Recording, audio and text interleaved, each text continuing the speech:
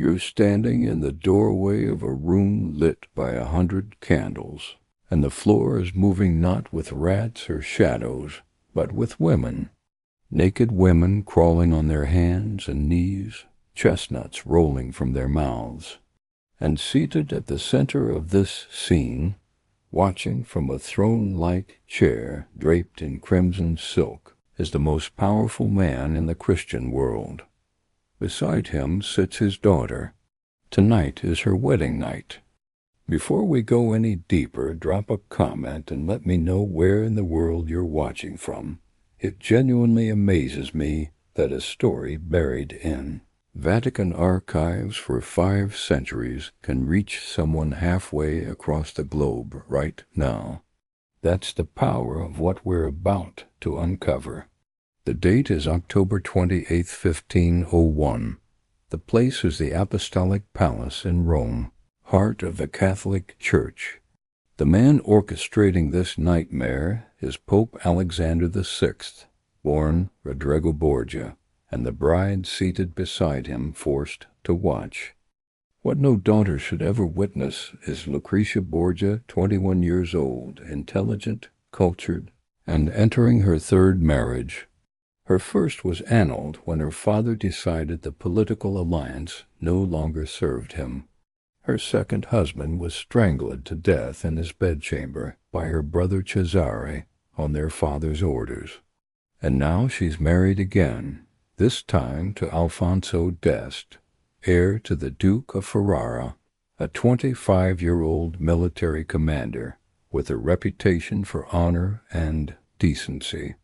He has no idea what his new father-in-law has planned for tonight. But here's what makes this story more than just another tale of Renaissance corruption. We have documentation. Johannes Burchard, the papal master of ceremonies, a German bureaucrat whose job was to record every official event in the Vatican, kept a private diary. And in that diary, written in careful Latin, he described what happened after the wedding feast ended. Not rumor, not propaganda from the Borgia's enemies. A first-hand account from a man who was in the room. What he recorded would haunt the Catholic Church for 500 years. The wedding ceremony itself was grand as expected. 50 of Rome's most powerful families attended: cardinals, bishops, nobility, diplomats. Lucrezia wore a gown of gold brocade. Alfonso stood beside her, tall and composed. Pope Alexander VI, 70 years old, but still imposing, blessed the union personally. To the outside world, this was a sacred moment, a joining of 2 souls before God. But the ceremony was just theater. The real performance would come later. After the vows, the wedding feast began at sunset. Course after course of elaborate dishes, roasted peacock, sugared fruits, wines from every corner of Italy. Musicians played. Servants moved like ghosts between tables. Everyone laughed at the Pope's jokes, because you didn't not laugh when the Pope made a joke. But if you were watching closely, and Burchard was, you'd notice something. Lucrezia was barely touching her wine. Her face, though composed, had the stillness of a mask. She knew what was coming. Alfonso, her new husband, kept glancing at her, trying to read her expression. He didn't understand yet. He thought this was just a wedding feast that would end, as all wedding feasts do, with the bride and groom retiring to their chambers. He thought he'd married into one of Europe's most powerful families, and that tonight, finally, his life with Lucrezia would begin in private and dignity. He was wrong. Around 10 o'clock, Pope Alexander VI stood. The room fell silent. He announced that the celebration would continue, but not in the banquet hall, in his private chambers. And he specifically invited the 50 most prominent men in attendance to join him. Not the women, just the men. And the bride and groom. Think about that for a moment. The Pope, on his daughter's wedding night, is inviting 50 men into his private apartments. This wasn't spontaneous. This was planned, prepared. And everyone in that room, every cardinal, every diplomat knew exactly what kind of entertainment Alexander VI was known for. You follow the procession through torch-lit corridors. Your stomach churns with wine and a kind of anticipation you're ashamed to feel. When you enter the Pope's chambers, you see it. Hundreds of chestnuts scattered across expensive Persian carpets. And then you understand this is a stage, and the performance is about to begin. Pope Alexander VI, seated on his throne, announces the rules. Courtesans prostitutes hired specifically for this evening will crawl across the floor on their hands and knees, collecting chestnuts in their mouths. Naked, the guests will watch. The guests will judge, and prizes will be awarded to the women who collect the most. This is the wedding celebration. This is the sacred union blessed by Christ's representative on earth. And Lucrezia is still in the room. She sits on a chair beside her father, elevated slightly above the crowd.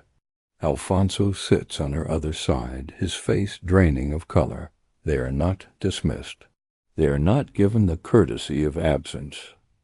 They are forced to watch, to sit there with composed faces while naked women crawl at their feet, while cardinals and bishops cheer, while the Pope, her father, his father-in-law, smiles and awards points like this is a tournament. Try to imagine what that does to a person. Lucrezia has just taken marriage vows, sacred vows before God, and within hours her father is demonstrating that those vows mean nothing, that her dignity means nothing, that her husband's honor means nothing. He's showing everyone in that room who holds the real power. And here's the thing. This wasn't madness.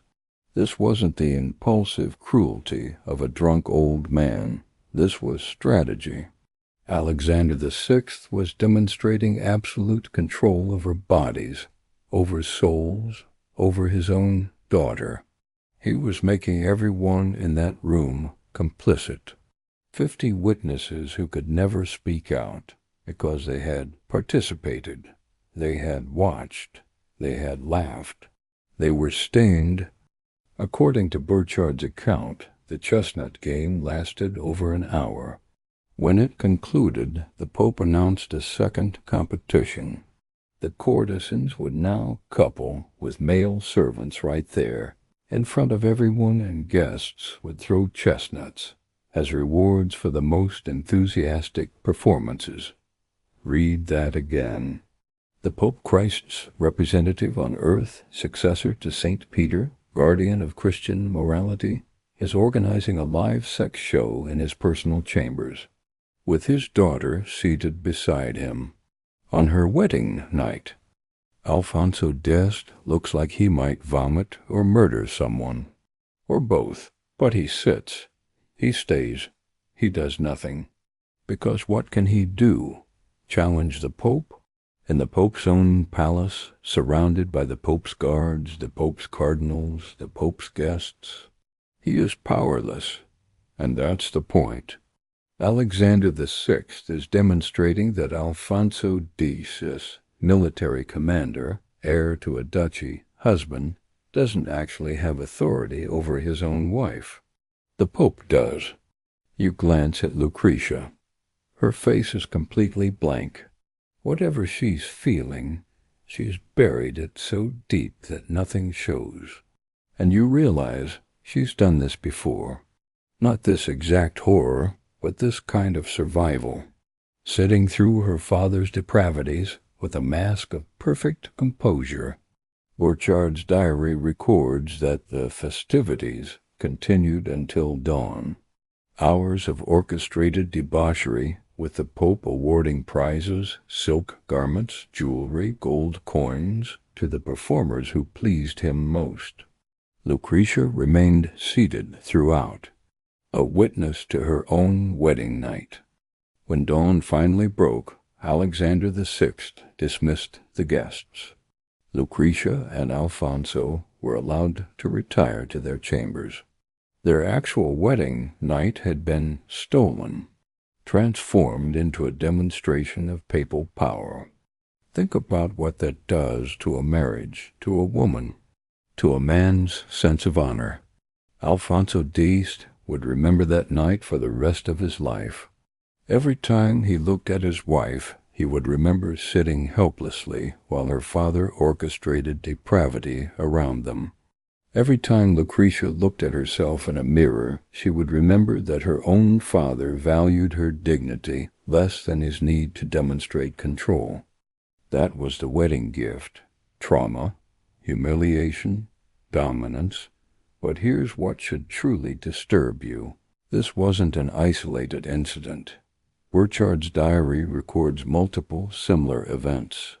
In November 1501, just weeks later, he describes another gathering where the Pope had stallions and mares brought into the Vatican courtyard to mate while he and his guests watched from windows, placing bets on which stallion would mount the most mares. In October 1502, he records a banquet where courtesans danced naked for cardinals, who threw chestnuts at their feet as a form of applause. These weren't secrets. They were semi-public events attended by Rome's elite. Everyone knew. No one spoke. Because this was the Borgia papacy. Alexander VI had purchased the papal throne through bribery in 1492, using his family's wealth and political connections to secure enough cardinal votes. He used the power of the Church to enrich his children and destroy his enemies. His son Cesar became a cardinal at 18, then renounced his vows to become a military commander, carving out territories in central Italy with ruthless efficiency. His daughter Lucrezia was a pawn, married, divorced, remarried, widowed, remarried again, each union serving her father's shifting alliances. And yet, paradoxically, Alexander VI trusted Lucrezia. When he was away from Rome, he sometimes left her in charge of papal correspondence. She read diplomatic letters. She signed documents in his name. Contemporary accounts describe her as intelligent, educated, even virtuous by the standards of her time. The poet Pietro Bembo, who knew her well, wrote that she had a mind as sharp as any man's. So here's the question that should haunt you. How could a father recognize his daughter's humanity enough to trust her judgment, but dehumanize her enough to use her as a prop in his power games? That's not contradiction. That's the psychology of abuse. He knew exactly what he was doing. Let's talk about what happened to Lucrezia after that wedding night. She lived with Alfonso X for 18 years. She bore him 8 children. By all accounts, she became a devoted wife, mother, and patron of the arts in Ferrara. She commissioned works from painters and poets. She funded hospitals and convents. She earned genuine respect from the people of her adopted city. But contemporaries noted something about her, a distance, a coldness behind her eyes that never fully warmed. Pietro Bembo, in a letter written years later, described her as like a statue carved from ice that looks alive but cannot feel heat. In 1519, at age 39, Lucrezia died from complications after her 8th childbirth. Her final words, recorded by her confessor, were not prayers, not messages for her children. She said, "I have always tried to live as a good woman should," as if even at the end she was still defending herself against accusations she never voiced. as if decades later she was still trying to prove her worth to a father who had been dead for 16 years. Pope Alexander VI died in August 1503, possibly from malaria, possibly from poison historians still debate. He was 72 years old. He had been pope for 11 years. The Church eventually removed most of his portraits from the Vatican. His name became synonymous with corruption. Even by Renaissance standards, he was considered excessive. But he was never formally condemned, never defrocked, never excommunicated. He died as pope. He died with power. And Lucrezia, history remembers her primarily as a Borgia, the femme fatale, the poisoner, the seductress. These rumors were mostly propaganda from her father's enemies, designed to tarnish the Borgia name. Modern historians have largely exonerated her, but the reputation persists. She's been blamed for the crimes committed against her. That's how this works. Women who are victimized by powerful men somehow become the villains of their own stories. Here's what we should remember instead. Lucrezia Borgia survived. She survived her father's abuse. She survived being married 3 times before age 22. She survived watching her second husband murdered. She survived that wedding night. And she built a life anyway. She raised children. She earned respect. When she died, the entire city of Ferrara mourned, not because she was a pope's daughter, but because of who she had become despite that. That's the real story. Not the depravity, not the horror, the survival. But here's the question that should keep you awake. How many others didn't survive? How many other daughters, sisters, wives of powerful men were destroyed by this kind of systematic humiliation and never recovered? Lucrezia's story survived because she was a pope's daughter, because Johannes Borgia wrote it down, because the Vatican archives preserve the evidence. But for every Lucrezia whose story we know, how many thousands of women suffered the same abuse in silence, with no papal diary to record their trauma, with no historical archive to preserve their dignity? We'll never know. That's the real horror. Alexander VI's wedding gift to his daughter wasn't the public debauchery. That was just the method. The real gift was the lesson that power matters more than love, that politics matters more than family, that her dignity could be sacrificed at any moment if it served his ambition. That lesson shaped the rest of her life, and in a way it shapes us too, because we're still learning it. We're still watching powerful men sacrifice their children's well-being for political gain. We're still seeing families destroyed by the pursuit of power. The names change, the settings change, the specific depravities evolve, but the pattern remains. The Vatican still stands. The Apostolic Palace still houses popes. If you visit Rome today, you can walk through those corridors where Lucrezia walked. But they won't tell you this story. They'll show you the art, the architecture, the spiritual significance. They won't mention the chestnuts scattered on the floor, the naked courtesans, the daughter seated beside her father watching her wedding night stolen. Some horrors are too uncomfortable to commemorate. Some truths are too ugly to teach. But they happened. Johannes Borgia made sure we'd remember. He wrote it down, knowing it would condemn the man he served. That took courage, maybe more courage than we give medieval bureaucrats credit for. And now you know, you can't unknow it. You can't hear the names Pope Alexander VI or Lucrezia Borgia without remembering. That's the power of documentation. That's why history matters. Not to judge the past by modern standards, though Alexander VI would be monstrous by any era's standards, but to recognize patterns, to see how power corrupts across centuries, to honor the survival of those who endured.